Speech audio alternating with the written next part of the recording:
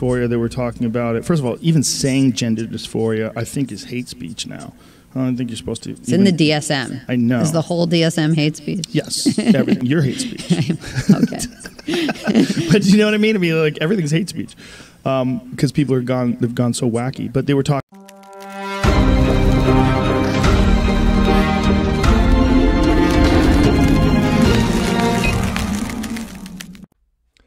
Hey, what's up, guys? Transbombs here. What's next? This is a video that I wanted to do yesterday and have it uploaded yesterday, but unfortunately I had to work and finish up a couple errands at home. So a little late on this one, but I kind of find it a little funny. You know, it made me chuckle. So once again, Joe Rogan is getting picked on. But then again, Joe Rogan doesn't give a rat's ass. Let's take a look. This comes out of the Blaze Media. Quote, trans female MMA fighter lashes out at Joe Rogan, says he should stop talking about trans. As you can see, that's Fallon Fox. And of course, Joe Rogan with the little side eye. Gotta love it.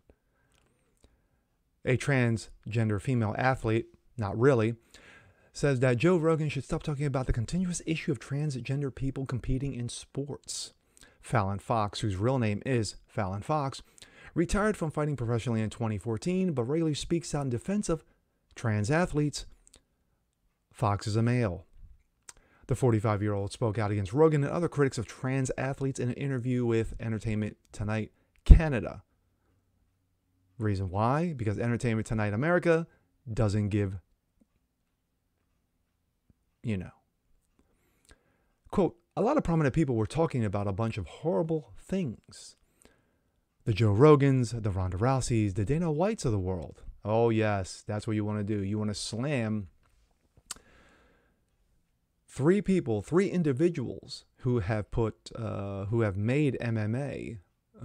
Rogan, comedian, whose upbringing, huge MMA athlete, huge MMA influence. Then you have Ronda Rousey, who's considered the, I would say probably her and Gina Carano, 1-2 as far as the two greatest female MMA athletes. Gina Carano, who set the stage, who set the table for those like Ronda Rousey and others to come down the pike. And then, of course, you have Dana White, who runs UFC. Enough said. Said Fox, quote, from what they said about me in the past, I could have just crawled up into a ball and given up. I could have just stopped competing, but I didn't. Fox explained, I kept competing and kept talking about this issue, and I'm going to continue to do it. Fox went on to opine that Rogan, one of the most successful podcasters in history, should stop talking about trans athletes. Quote, no, he shouldn't speak, especially on this issue that is so important to trans people and trans people's lives, Fox asserted. Just like Corona, it's important to people's lives. He just brings up these things and just makes them up.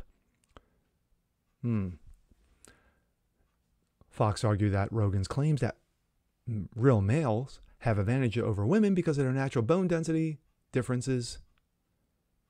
Yeah. Quote, African-American women have more dense bones than Caucasian women do. I don't see anyone saying that we shouldn't have African-American women competing against white women. I think it's just bogus for them to even bring up bone density in the first place, Fox concluded. Things like that people just bring out of thin air and just say are true. That is what we're fighting against. Fox went on to complain that Rogan and others like him don't appreciate his importance, I'm being real here, to the world of sports. Rogan has been criticized by many on the left for arguing against the practice of hormone therapy to young children who may exhibit gender confusion.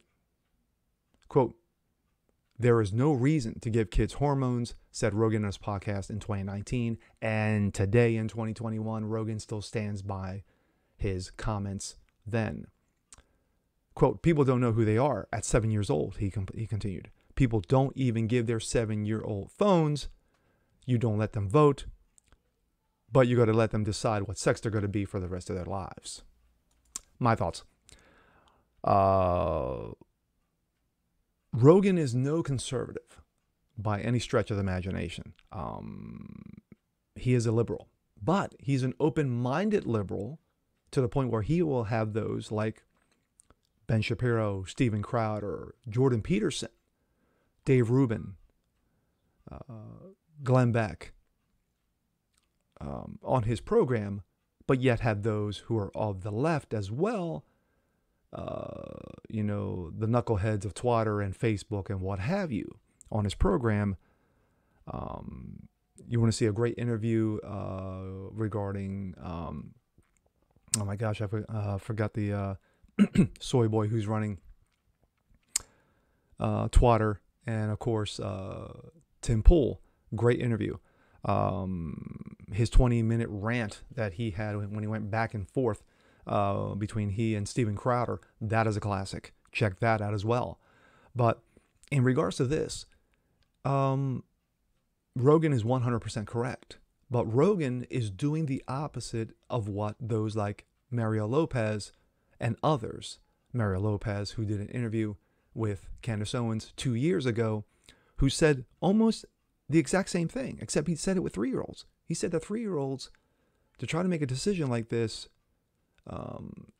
regarding their gender is weird, but yet got roasted for it. And of course, Mario Lopez had to backpedal and bend the knee because, of course, he was afraid of losing everything. Rogan is not afraid at all. The guy signed a $100 million contract with Spotify. He's got millions of followers. He's not going anywhere anytime soon, being that he has one of the most popular podcasts, easily top 3 in the country, on the planet, says a lot. But with Fallon Fox, that, of course, he was beating up women when he decided to, out himself, says a lot about him. And so, just like anything, it's stupid. It's asinine. Rogan is 1,000% correct when it comes to hormone therapy for young children. When it comes to muscle density, bone density, genetics, biology, when it comes to male versus female. But there's no argument who the victor is in this fight. And with that being said, I'm Jazz Broganzo. This is What's Next. Want to see more just like this? Please leave a comment below, like it, share it, subscribe to it, hit that notification bell so you don't miss a thing, and we'll see you guys next time. Peace.